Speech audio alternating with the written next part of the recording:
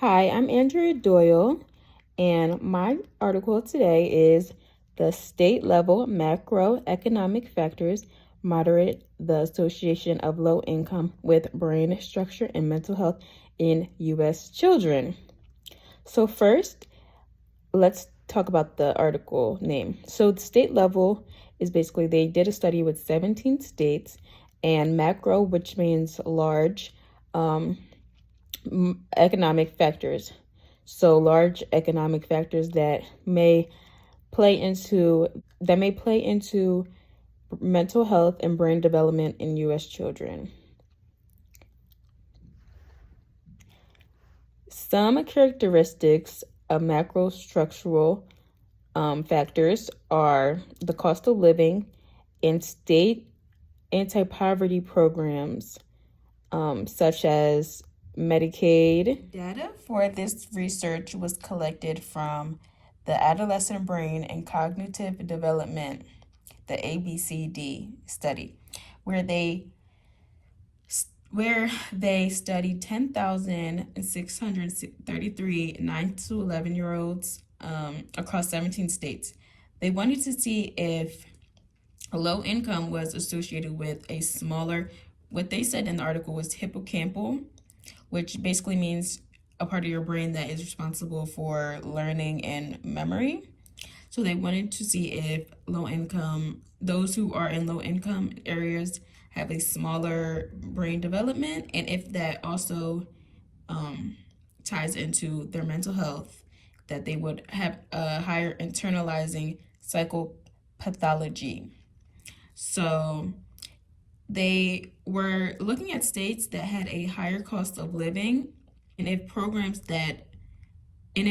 programs that give out aid to low income families, if they affected the mental health of children and families in general. Paragraph also mentions that family income is consistently associated with higher levels of internalizing and externalizing psychopathology in children and adolescents. So basically, they're saying that you may internalize stuff more, like have more feelings of maybe depression, anxiety, stress, self-images based on your family income. While the externalization refers more to antisocial behavior, like aggression, impulsivity, and then or even substance use in children, like alcohol, just to kind of suppress like the internalized feelings that you may have. So those were two different topics. In this discussion section, they talk about the cost of living and the generosity of benefits programs. So they say that places with lower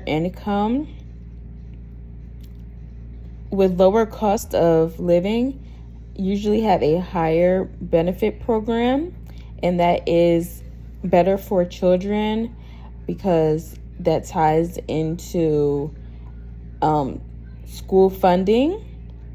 So sometimes schools are funded by the government, and those packages that help children go to school would increase their brain capacity. And it also says that the disparities between high and low income participants in hippocampal volume and internalizing problems were 34 to 48% smaller. So basically, they're saying that those who have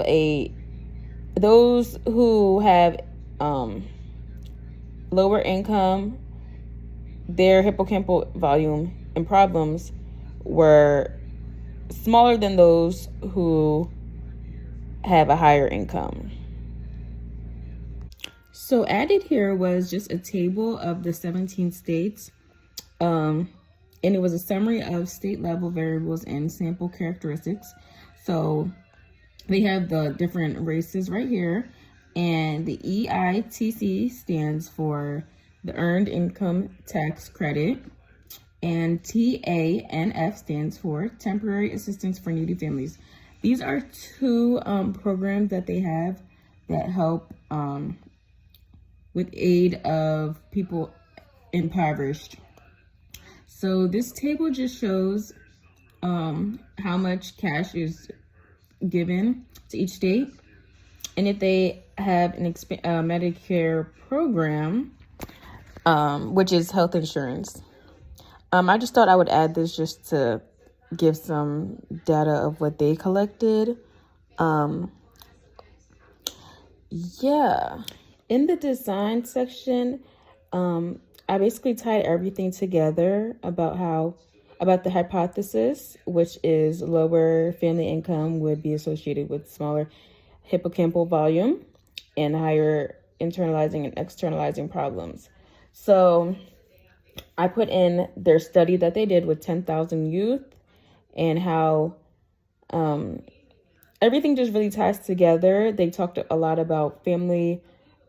They talked a lot about assistance programs and if that makes a difference within a child's mental health. They don't talk too much about mental health rather than a child's brain development. In my topic, which is the poverty impact on mental health of children, they don't talk too much about the mental health aspect, but it is mentioned in the article. So yes,